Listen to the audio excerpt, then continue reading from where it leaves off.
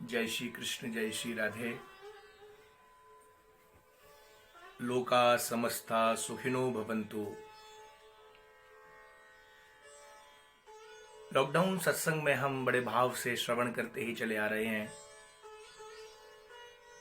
पिछले उस सत्संग माला में हम सुन रहे थे, हमने इस लॉकडाउन चतुर्थ चरण के उन 3 बिंदुओं पर उनको आधार बना करके चर्चा आरंभ की है, जो कि मोदी जी ने जो 3 बिंदु दिए हैं, हमारे लाइफ के 3 मोटिव। एक आत्मनिर्भरता, दूसरा आत्मविश्वास और तीसरा आत्मबल। तो आत्मनिर्भरता को तो हम सुन ही रहे थे कि हमारे जीवन में आत्मनिर्भरता कैसे आए, हम आत्मनिर्भर, दूसरों पर आश्रित ना रहें। जो आज की नई पीढ़ी को ये समझना होगा, हम केवल अपने परिवार पर आश्रित ना रहें। आत्मनिर्भर बनने के लिए मैं आपको कह चुका हूं, एक दृढ़ता, एक संकल्प में दृढ़ता आनी ही चाहिए। आत्मनिर्भर बनने के लिए एक जीवन में कर्मठता आनी चाहिए। और प्रमाद को छोड़ करके, आलस्य को छोड़ करके हम लग जाएं अपने उस उद्देश्य को पाने के लिए। निश्चित रूप से हम आत्मनिर्भर बनेंगे, सेल्फ इंडिपेंडेंट बनेंगे, बनना ही चाहिए। दूसरी चर्चा को हम उठाएं, संक्षिप्त रूप में उठाएंगे, आत्मविश्वास, सेल्फ कॉन्फिडेंस। आज मनुष्य के जीवन में ओवर कॉन्फिडेंस तो बहुत है, हां, लेकिन सेल्फ कॉन्फिडेंस नहीं है। संसार के लोग, दुनिया के लोग, दूसरे लोग कुछ आपको चढ़ा देते हैं, कुछ आपका यश गा देते हैं, कुछ बड़ाइयां कर देते हैं, प्रशंसाएं सुना देते हैं, और आप ओवर कॉन्फिडेंस में आ जाते हैं। परिणाम, आप अपने लक्ष्य को, अपने मोटिव को नहीं पा पाते। सेल्फ कॉन्फिडेंस हो, जिसे कहते हैं आत्मविश्वास। और ये आत्मविश्वास कब आएगा? आत्मविश्वास के लिए मुख्य आधार है आत्मनिरीक्षण। आत्मनिरीक्षण माने अपने आप को देखना, अपना ही निरीक्षण करना। मैं तो कहता हूं, मानव मात्र का यह कर्तव्य होना चाहिए, ये उसका नियम होना चाहिए। प्रतिदिन अपना आत्मनिरीक्षण करें। हम दूसरों का तो निरीक्षण करते हैं, परीक्षक बन करके दूसरों की परीक्षाएं बहुत लेते हैं, और परीक्षा लेकर के फिर बड़ी बड़ी समीक्षाएं करते हैं। लेकिन कभी बैठ करके एकांत में पूरे 24 घंटे के बीच 10 मिनट, 5 मिनट के लिए एक बार हमें अपना भी तो आत्मनिरीक्षण करना चाहिए, और आत्मनिरीक्षण करते हुए उसकी समीक्षा भी करनी चाहिए। आत्मनिरीक्षण माने मैं जो भी कर रहा हूं, मेरे द्वारा जो भी हो रहा है, जो आचरण हो रहा है, जो भी क्रियाएं हो रही हैं, क्या वो उचित हैं? उसमें उचित क्या है, अनुचित क्या है, सही क्या है, गलत क्या है, इसका एनालिसिस करना, इसका चिंतन करना, इसका निरीक्षण करना, यही तो है आत्मनिरीक्षण। जब आत्मनिरीक्षण हम प्रतिदिन करेंगे तो परिणाम क्या होगा? हमारा विश्वास बढ़ेगा, आत्मविश्वास बढ़ेगा, एक सेल्फ कॉन्फिडेंस आएगा, ये निश्चित मानिए। क्योंकि जीवन में जब आत्मविश्वास आता है ना,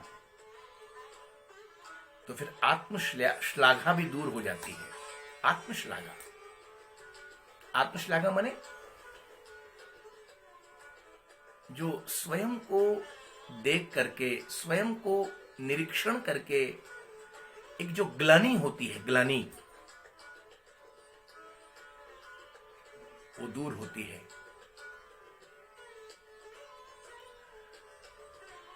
एक बात, जब हम आत्मनिरीक्षण करेंगे तो हम अपने दोषों को गिनेंगे, और दोषों को जब गिनेंगे तो हमारा प्रयास यही होना चाहिए, ये दोष कैसे मिटें, कैसे दूर हों। और जब अपने अंदर ही नहीं झांकेंगे तो हमें अपने दोष दिखाई कहां से देंगे, और दोष दिखाई नहीं देंगे तो दोष मिटेंगे भी नहीं। परिणाम, आत्म शांति मिल नहीं सकती, आत्मविश्वास बढ़ नहीं सकता। अच्छा, यहां बीच में चर्चा करूंगा, अपने वंशी को तो देखा होगा, बोले बांस की बांसुरी, ये वंशी कहां पर है बोलो? श्री कृष्ण के अधरों पर है। इस बांसुरी को ठीक से देखिए, बांसुरी का क्या स्वरूप है? बोले बांसुरी अंदर से पोली है, और पोली ही नहीं है, उस बांसुरी में छिद्र भी हैं, 7 छिद्र हैं, जिससे सरगम निकलता है, स्वर निकलता है। बराबर, हम अपने आप को क्यों ना बांसुरी बना लें, वंशी बन जाएं। मतलब बोले जैसे बांसुरी खाली है, पोली है, हम लोग भी अंदर से एकदम पूर्वाग्रह को छोड़कर एकदम खाली हो जाएं। और वही सीधी सी बात है, खाली घट में ही तो कुछ भर पाएंगे, और कुछ भरा जा सकता है। जो ऑलरेडी भरा हुआ है उसमें कुछ भरा नहीं जा सकता, वहां सब कुछ छलक जाएगा। तो इस घट को खाली करें, यानी जो पूर्वाग्रह है उस पूर्वाग्रह को दूर करें। अपना जितना भी ईगो है, अभिमान है, उसको हटाएं, खाली हो जाएं, पोले हो जाएं, बांसुरी की तरह से। और क्या करें? बोले जैसे बांसुरी में छिद्र हैं, छिद्र क्या है? तो छिद्र ही तो दोष हैं। तद्रूप अपने जीवन के जितने भी छिद्र हैं, दोष हैं, उन दोषों को सामने प्रकट कर दें, सामने ले आए, छुपा के नहीं रखें। दोष छुपाएंगे मिटेंगे नहीं, दोषों को सामने ला देंगे, धीरे धीरे अपने आप मिट जाएंगे। बांसुरी ने यही किया, खाली हो गई, छिद्र सामने प्रकट कर दिए। परिणाम वही बांसुरी वंशी स्वयं परमात्मा श्री कृष्ण के अधरों पर आ गई, और फिर भगवान ऐसी फूंक मारेंगे, फिर वो स्वर निकलता है, वो स्वर निकलता है जो सारे जगत को आनंद देता है। ऐसे ही तद्रूप हमारा आचरण होगा तो स्वयं परमात्मा हमारे ऊपर, भगवान ऐसी कृपा करेंगे, ऐसा आत्मविश्वास देंगे, जीवन का आनंद हम अनुभव करेंगे। सेल्फ कॉन्फिडेंस, आत्मविश्वास। नई पीढ़ी, यूथ आज स्ट्रेस में है,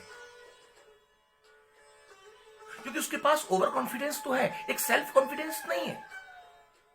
मैं एक यहां पर मैसेज देना चाहूंगा यंग ब्लड के लिए, भारत की नई पीढ़ी के लिए। 2 बातें वो अपने जीवन में ले आए हैं, अब पहली कौन सी? आई विल डू, और दूसरी I can do. I will do, I can do, ये दो बातें जीवन में आ जाएंगी तो आपका विश्वास बढ़ता चला जाएगा, आत्मविश्वास बढ़ेगा, कॉन्फिडेंस बढ़ेगा। जब आत्मविश्वास बढ़ेगा तो आपको फिर मुड़ के नहीं देखना पड़ेगा, भटकना नहीं पड़ेगा, और आप अपनी मंजिल तक पहुंच जाएंगे, उस ऊंचाई तक पहुंच जाएंगे, आपको कोई रोक नहीं सकता। यह है अपनी उन्नति का, अपने उत्थान का एक दूसरा बिंदु। पहला बिंदु आत्मनिर्भरता, दूसरा बिंदु आत्मविश्वास, और मोदी जी ने तीसरा बिंदु बताया आत्मबल, विल पावर। और वो आत्मबल कहां से मिलेगा? बोले आत्मबल मिलेगा क्योंकि शरीर को तो हम बल देते हैं, बढ़िया विटामिन्स लेते हैं, प्रोटीन लेते हैं, कार्बोहाइड्रेट लेते हैं, बढ़िया बढ़िया भोजन पकवान,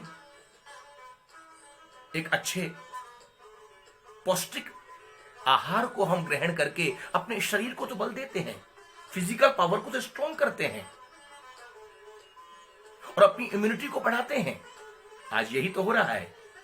कोरोना से बचने के लिए इम्यूनिटी को बढ़ाओ, इम्यूनिटी को बढ़ाओ, पौष्टिक आहार लीजिए।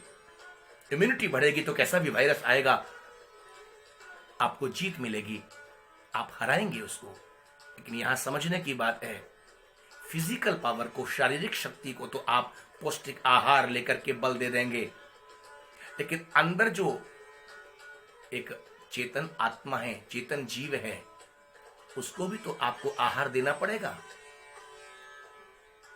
तभी तो उस आत्मा को बल मिलेगा, तभी तो आपका विल पावर स्ट्रांग होगा।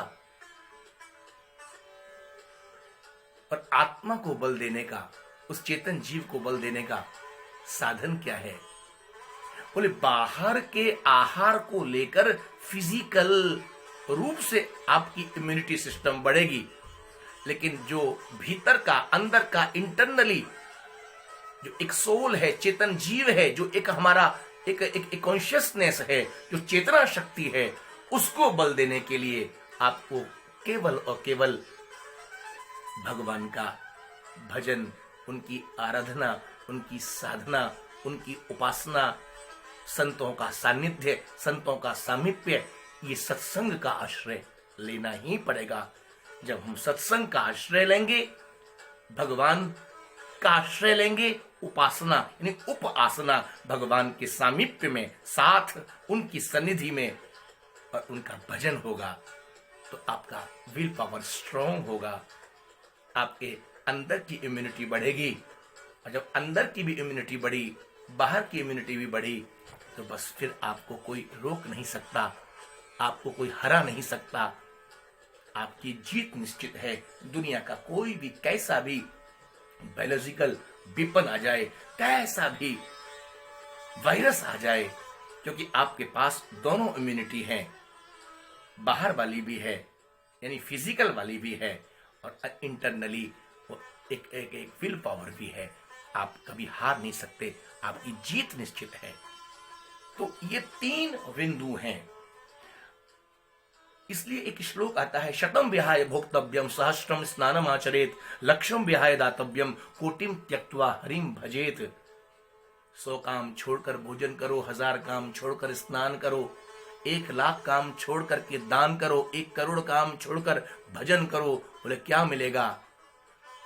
बोले खाने से शरीर को बल मिलेगा, नहाने से शरीर शुद्ध होगा, दान से धन की शुद्धि होगी, और भजन से आत्मा को बल मिलेगा, आत्मबल मिलेगा, एक विल पावर स्ट्रांग होगी। ये हमारे माननीय प्रधानमंत्री श्री मोदी जी के जो 3 बिंदु, जो चतुर्थ चरण लॉकडाउन के आरंभ में आप सबको उन्होंने निर्देश दिए हैं, निर्देशित किए हैं, मैं चाहूंगा इनको आप अपने जीवन का एक मोटिव बनाएं, आधार बनाएं। आप अपने लक्ष्य को जरूर पाएंगे, निश्चित पाएंगे। मैं आप सबको भगवत वार्ता के साथ आज यहीं विराम ले रहा हूं।